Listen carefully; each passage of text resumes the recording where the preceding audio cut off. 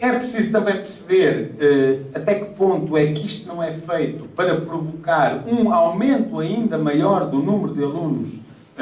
do número de docentes, aliás, com horário zero, sabendo-se que o Ministério da Educação, que tinha até ontem dado às escolas como prazo para lançarem na aplicação própria ou na plataforma de horário zero os professores sem componente letiva, e que agora, no entanto,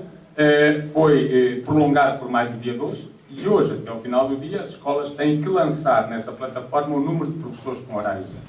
O número de professores com horário zero, no próximo ano, nós calculamos que possa andar na ordem dos 18 mil, 17 mil, talvez, vai ser maior do que foi o ano passado. O ano passado, em julho, finais de julho, por esta altura,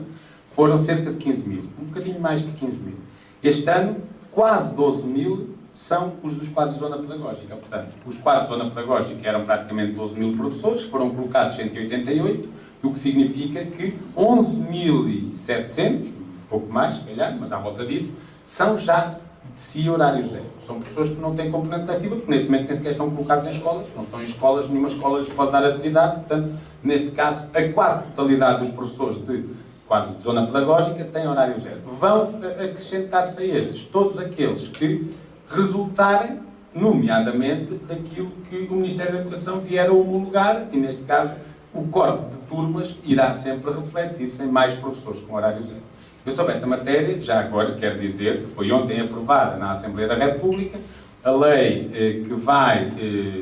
neste caso, regular a mobilidade especial e também a mobilidade interna dos trabalhadores da função pública, também dos professores, e sobre essa matéria não posso deixar de dizer que aquilo que o grupo parlamentar do PSD e do CDS fizeram foi, de facto, desrespeitar os termos de um acordo recentemente assinado em ata e que previa que os professores que não forem colocados no âmbito da mobilidade interna e forem compulsivamente transferidos pelo Ministério da Educação, não poderiam, e foi isso que ficou acordado, sendo professores do quadro, ser transferidos para mais do que 60 km da sua residência, e os professores dos quadros de zona não poderiam ser transferidos para além do seu quadro de zona. Aquilo que foi ontem aprovado, e portanto, o PSD e o CDS não apresentaram como propostas de alteração à lei aquilo que ficou acordado, foi que aquilo que ficou ontem aprovado foi que os professores do quadro de escola ou agrupamento que não forem colocados em mobilidade interna poderão ser compulsivamente atirados para qualquer escola do seu QZP. E o QZP de Coimbra, eu recordo que é Coimbra, Aveiro e Leiria, portanto são 3 distritos que vão desde Ovar, no caso de Aveiro, até Castanheira de Pereira, portanto passando pela Pampilhosa da Serra, por aqui tudo, não é? E os professores de QZP poderão ser transferidos para o âmbito de 2 QZPs, o que, no caso aqui da região, para além dos 3 distritos que eu disse, Aveiro, Coimbra e Leiria, ainda incluem Viseu, Castelo Branco e Guarda, que é uma coisa absolutamente medonha e que não corresponde àquilo que foi acordado. Nós iremos, naturalmente, que agora, junto do Sr. Presidente da República, que foi quem reconduziu este governo, no fundo nós temos hoje um governo semi-presidencial, porque metade foi ele que disse que queria, a outra metade foi o Passos Coelho, portanto nós iremos junto do Sr. Presidente da República, que recomendou ao novo governo que tivesse atenção aos parceiros sociais e que aprofundasse o diálogo social. Nós iremos, dizia, junto do Sr. Presidente da República, requerer que quando tiver que promulgar esta lei, que faça alguma coisa no sentido de um compromisso que o Governo assumiu com os professores ser devidamente considerado. Ainda hoje já não, mas amanhã nós precisávamos saber exatamente o que foi aprovado, já vimos, e portanto este compromisso foi desrespeitado e nós iremos, obviamente, continuar e ver até onde é que podemos ir, até no plano jurídico, para fazer valer aquilo que foi acordado. Seja como for, as escolas têm até hoje para lançar os professores com horário zero na plataforma das mesmas e, portanto, aquilo que nós achamos é que o Ministério da Educação também fez o que fez com a intenção de criar horário zero. E com coisas que não têm nenhum sentido nenhum. E que não têm rigorosamente nenhum sentido. Eu há pouco recebi aqui de uma escola de Évora que dizia, digam lá e tal, denuncia isto. É a Escola Secundária Gabriel Pereira. Diz aqui o colega que funcionaram durante este ano 10 turmas do 10º ano dos cursos de prosseguimento de estudos. E que foram-lhes cortadas, das turmas que tinham, 4 turmas dos cursos científico-tecnológicos neste caso, 2 turmas dos cursos científico-tecnológico, uma do curso de Ciências Socioeconómicas e uma de Humanidades. Têm professores para estas turmas, que vão ficar com horário zero. Curiosamente, foram abrir precisamente estas 4 turmas, nestas áreas,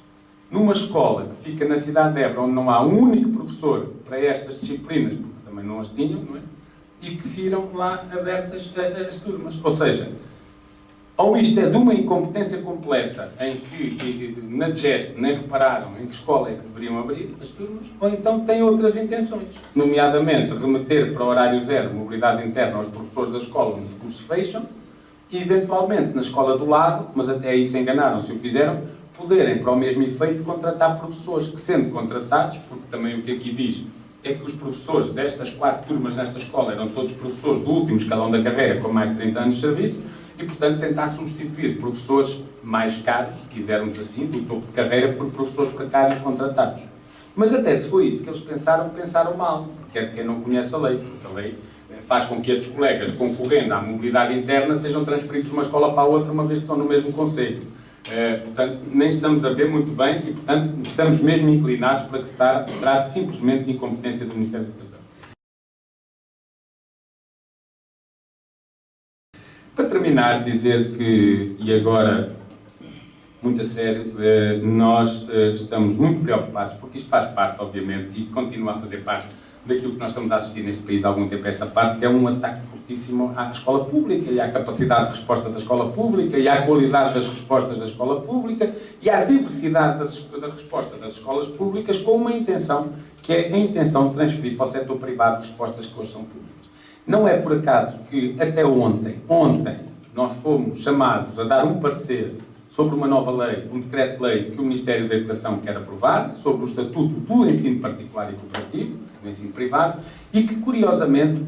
vem ao encontro do lado negativo, de algumas das nossas preocupações. E eu diria, a principal das quais é que o Ministério da Educação está a propor, e como disse, acabou ontem o prazo para dar este parecer, a Anabela Steia foi responsável por fazer isso, uma das propostas que lá estão é fazer cair, eliminar os requisitos para a celebração de um contrato de associação. Ou seja, hoje um colégio privado só pode celebrar um contrato de associação se encontrar num raio superior a 4 km de uma escola pública ou, se estiver a menos, esta se encontre sobrelotada. Aquilo que o Ministério propôs e que nós até ontem tivemos que dar parecer foi que deixe de haver critérios, deixe de haver requisitos. Ou seja, passa a ser a decisão política a determinar se é ou não é celebrado contrato de associação. Aliás, isto até vai mais longe. Vai mais longe porque vai permitir, se for aprovado tal e qual como está neste momento na proposta, vai permitir que um colégio privado possa ser construído em qualquer local simplesmente por deferimento tácito. Ou seja, até hoje tem que haver explicitamente autorização de construção com fundamentação. A partir de agora, e se for aprovado o decreto-lei tal como está,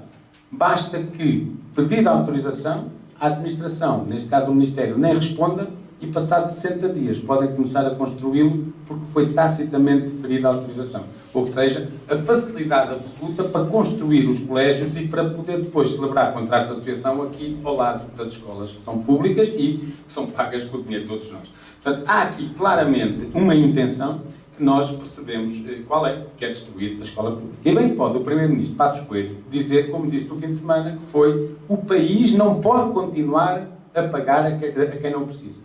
Portanto, isto a propósito dos professores, e a propósito dos horários zero, e a propósito dos alunos, a declaração do Sr. Primeiro-Ministro foi o país não tem condições para continuar a pagar a quem não precisa. Isto levado às últimas consequências, queria dizer que os seus membros do governo podiam passar a trabalhar de borla, porque, na verdade, se há gente que não é precisa a este país, são os membros deste governo e, portanto, o país, de facto, deveria ser aliviado desse custo que era ter que pagar a estes ministros e a este primeiro-ministro e a todos estes que andam aqui a destruir o nosso país.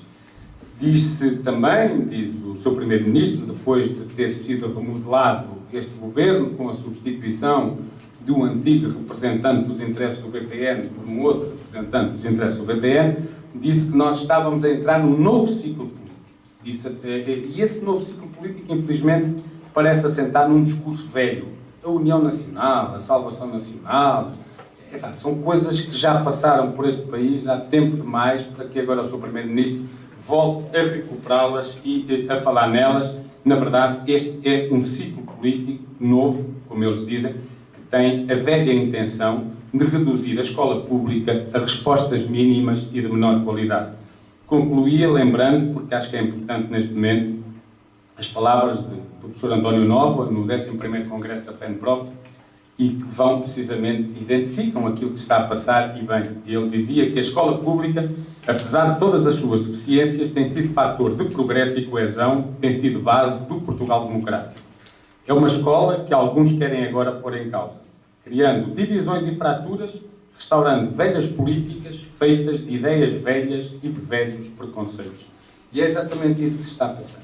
Portanto, neste caso concreto, a intenção é esta, é recorrendo ao velho preconceito